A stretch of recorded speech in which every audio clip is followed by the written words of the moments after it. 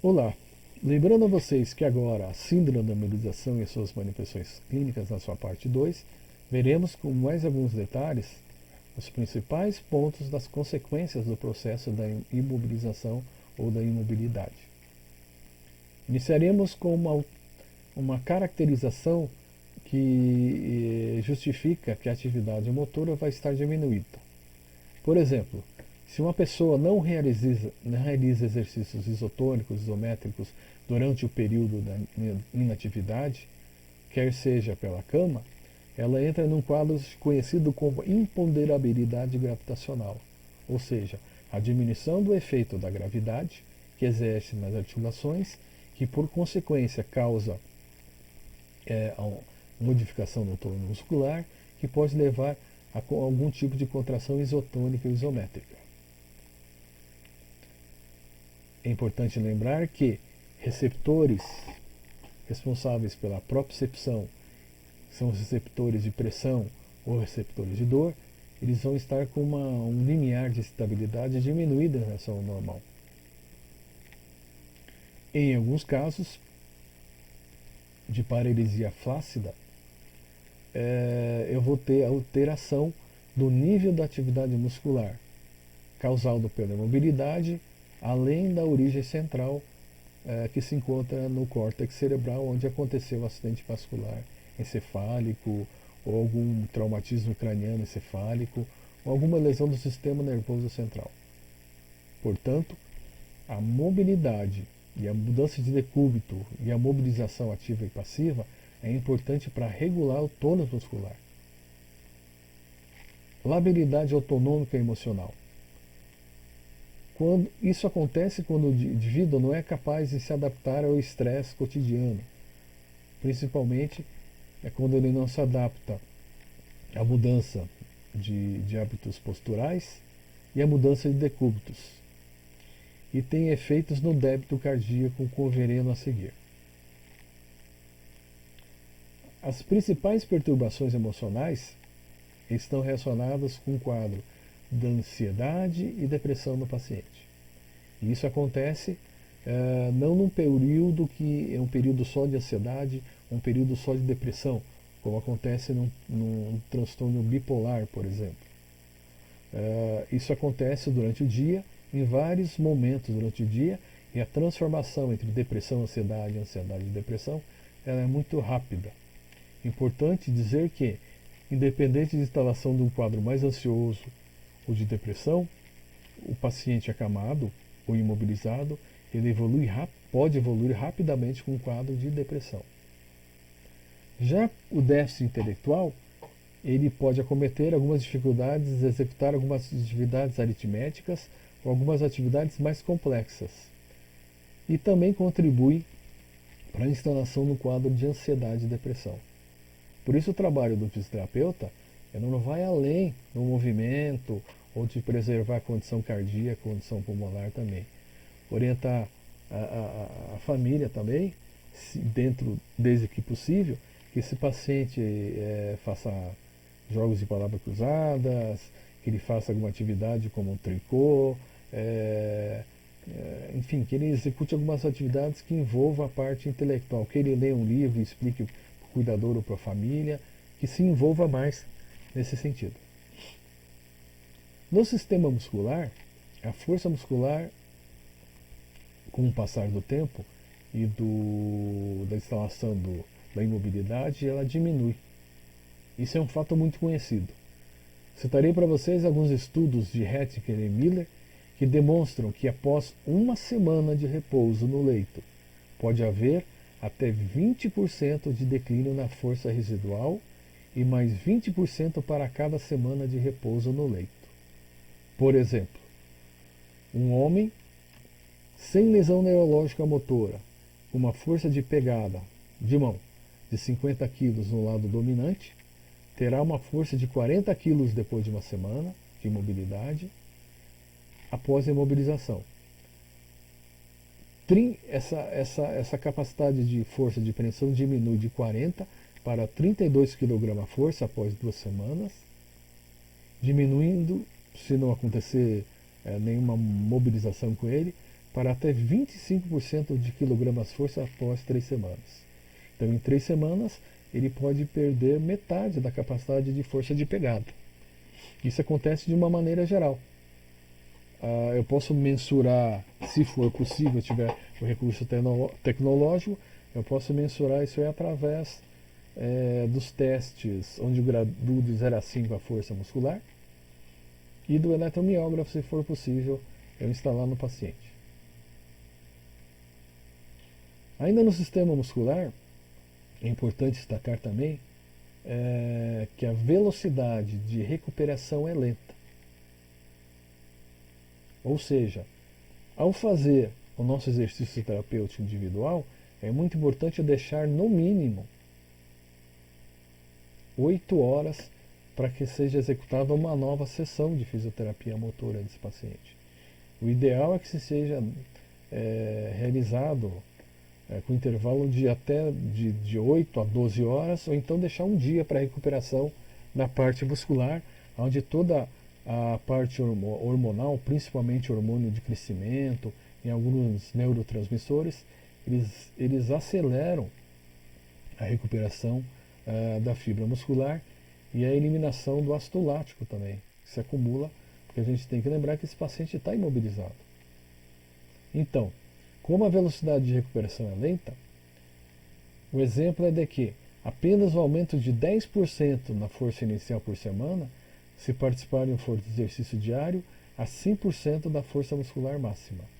Então, é o ideal que a semana eu faça alguns testes verificados dentro da cinesioterapia de alguns grupos musculares quando eu vou ganhando força muscular. É importante e rápido que possa ser feito isso.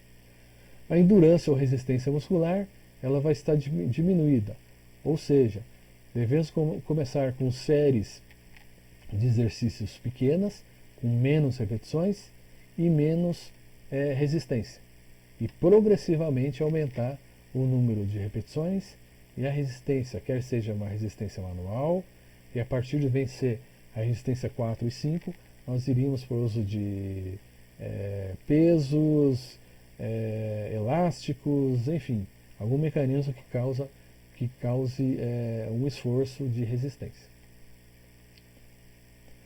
Uma das manifestações mais visíveis da mobilização prolongada no sistema muscular, ela está relacionada, como já foi dito anteriormente, com a diminuição da força e da resistência no músculo à execução do movimento.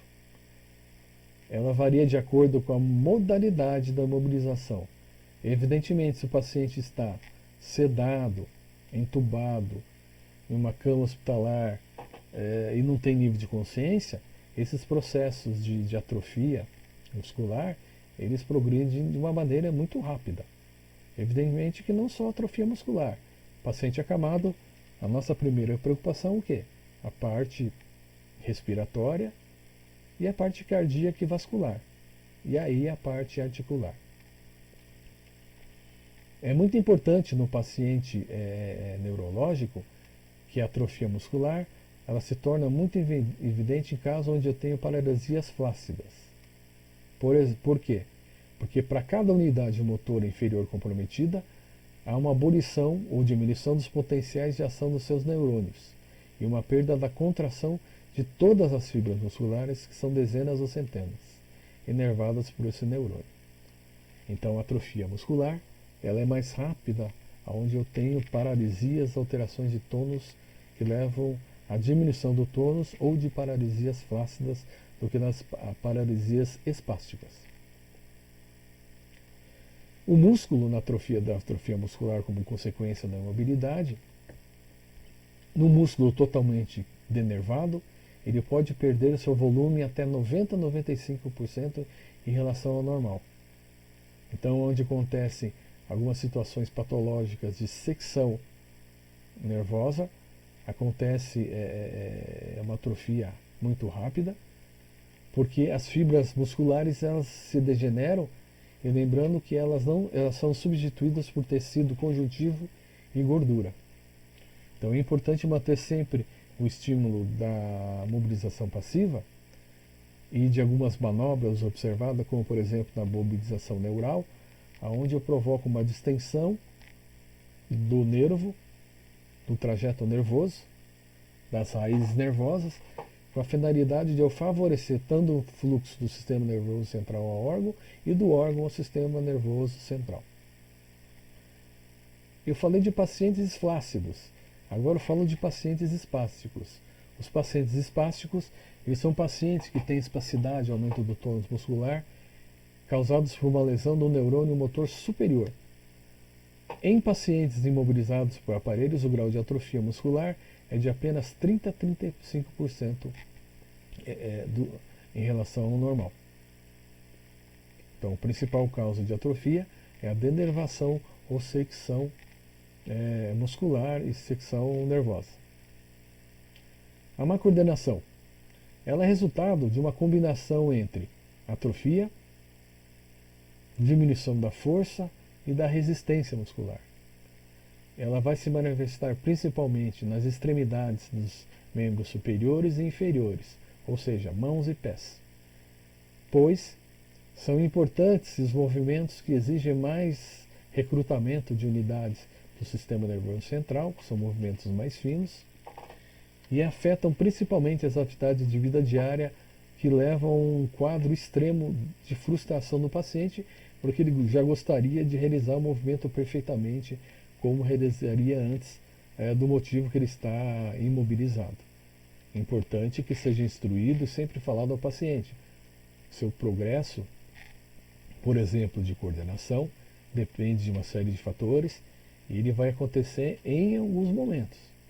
É impossível que já se recupere toda a coordenação, principalmente em mãos e pés, após sair de um estado, por exemplo, de intubação comatosa no leito hospitalar.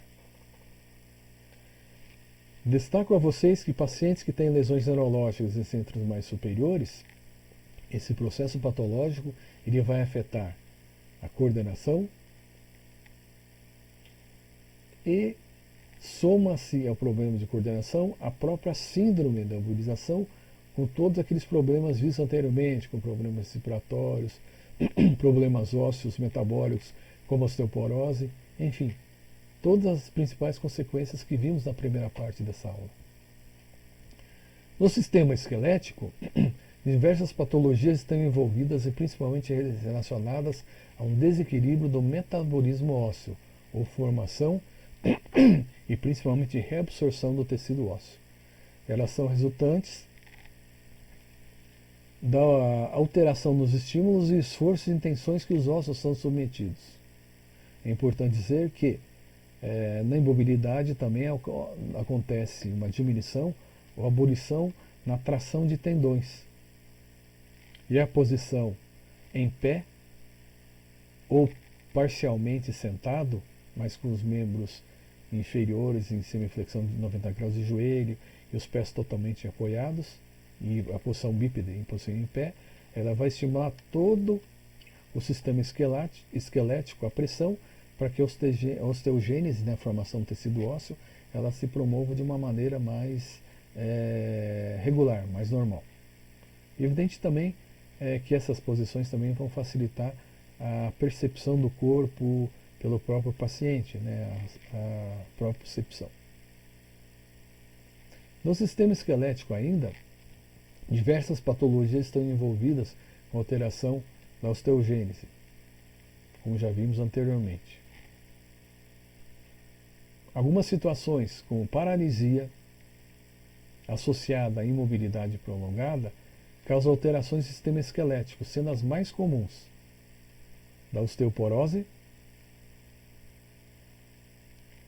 onde acontece uma aceleração na eliminação de alguns agentes ósseos orgânicos e inorgânicos, e leva a uma consequente diminuição da massa muscular, que pode levar a fraturas por pressão do membro inferior, principalmente, ou do membro superior, ou fraturas espontâneas.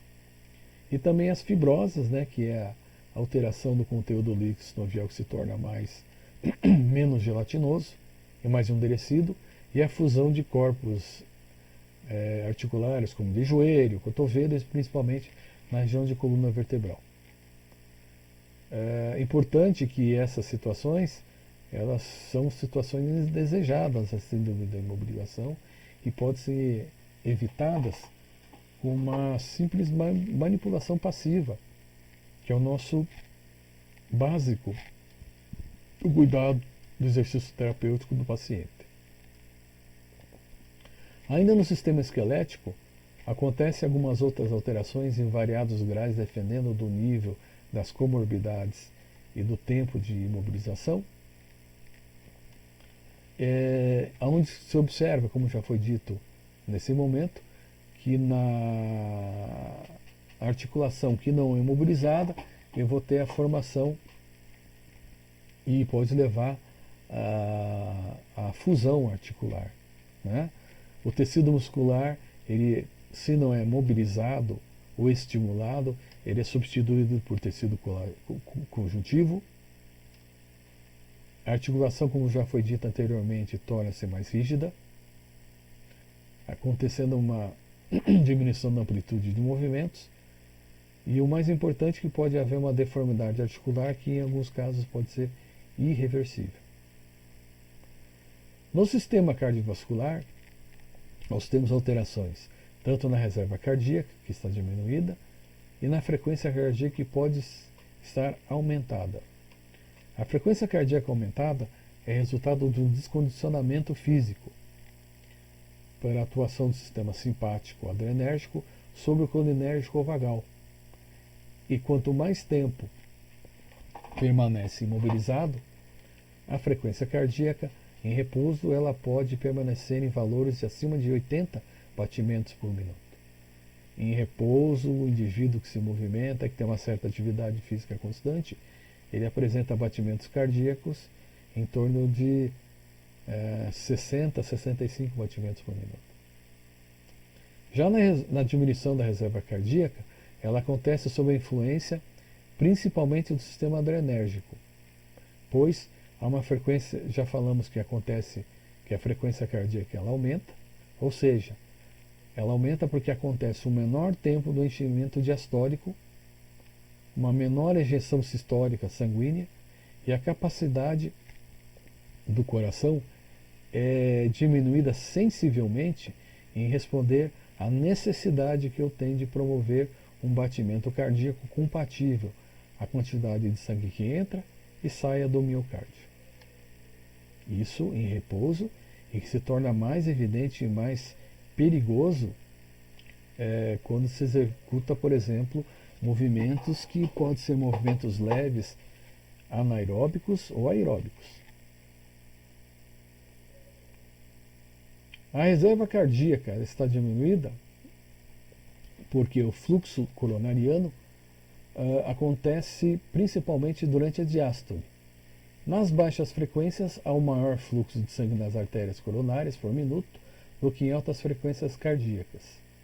Portanto, uma reserva cardíaca grandemente diminuída é responsável pela incapacidade do paciente em realizar esforços físicos limitados. Ou seja, o paciente vai apresentar com mais facilidade a instalação de um quadro respiratório, que é a dispneia ofegante, vai sentir falta de ar, mas essa dispneia vai ser compatível com uma arritmia cardíaca. O coração começa a pulsar de uma maneira muito rápida ou então de uma maneira descoordenada. Portanto, esses esforços ele podem causar taquicardia, como acabei de falar, e pode causar também a dor da angina, que é aquela dor que acontece na parte anterior do peito, região external, região do peitoral, do lado esquerdo principalmente, no membro inferior esquerdo, e com irradiação para pescoço, abdômen e região lombar. Importante que o quadro de angina, e o indivíduo está acamado e tem um quadro de quadriplegia, ele pode ser mascarado pela alteração da nervação da medula espinhal. Hipotensão ortostática é uma das manifestações mais comuns do condicionamento cardiovascular e ligada à permanência prolongada no leito. Depende das comorbidades que estão associadas. Se o paciente tiver várias comorbidades e não permanece tanto tempo imobilizado no leito, mas permanece muito tempo numa cadeira de rodas ou no sofá, né, ele pode apresentar o quadro de hipotensão ortostática. Esse quadro é caracterizado pelo acúmulo de sangue nas extremidades inferiores, pela diminuição do volume de sangue que circula no corpo inteiro, e o retorno venoso e o enchimento do ventrículo cardíaco, ele acontece em uma alteração durante a diástole, que faz com que o ventrículo ele ejete um volume que pode ser demasiadamente pequeno, muito baixo, para efetuar a perfusão cerebral efetiva. Ou seja, o volume de ejeção cardíaco ele não consegue ser suficientemente adequado e eu não aumento o nível de oxigênio disponível para o cérebro, entra num quadro de hipóxia com acúmulo de CO2 e esse paciente sente tontura, sente síncope. E aí acontecem principalmente as quedas. Portanto, o paciente sentiu tontura quando realizou mudança de decúbito, deitado para sentado, sentado para em pé ou em pé para deambular, sentiu tontura, permanece, conta de 1 a 5 segundos, pergunta-se novamente se o paciente sente tontura ou algum mal-estar, se sentir, volta à posição sentada ou deitada que estava anteriormente. Se não sentir, evidentemente, prossegue com o exercício que vocês querem fazer. Por exemplo, em alguns casos, a pressão arterial na hipotensão ortostática atinge níveis tão baixos de pressão que pode se situar em 60, que pode ficar entre pressão diastólica e sistólica, uma pressão de 60 por 30 milímetros de mercúrio, dentro de 10 a 20 segundos. E isso acontece por muito tempo, leva ao descontrole do paciente, causando uma queda. É um exemplo. Evidentemente que a pressão ela pode variar em valores normalmente em valores menores. A flembotrombofibrose. Como é esperado que quanto menor mobilidade ou movimentação ativa ou passiva aconteça no paciente, em função disso, ele permanece em uma posição estática, parada, acontece uma estagnação ou diminuição do retorno venoso. Se isso acontece, observamos o quê? Edemas, principalmente em membros inferiores, em pacientes que permanecem muito tempo prolongado no leito. É fácil identificar isso pelo aumento do volume, que pode ser medido com uma fita métrica, ou se você não tem a fita métrica, você usa as suas mãos tentando abraçar um membro inferior, quer seja panturrilha, tornozelo, joelho ou coxa, principalmente. Você faz um comparativo com o membro contralateral. Em alguns pacientes que estão paralisados, eles têm uma maior tendência a desenvolver alterações de flebotrombose, que é a flebite, inflamação aguda, ou a trombose venosa profunda, que é caracterizada também pela diminuição do fluxo venoso e linfático, só que na trombose venosa profunda é um quadro crônico, onde a própria pele apresenta manchas escuras e claras, conhecidas como manchas café com leite, devido à sua coloração. Hemiplégicos, o quadro é muito comum no lado paralisado, então é importante, ao se avaliar e realizar o tratamento, sempre observar se o lado da hemiplegia, da hemiparesia, ele está comprometido em relação ao retorno venoso.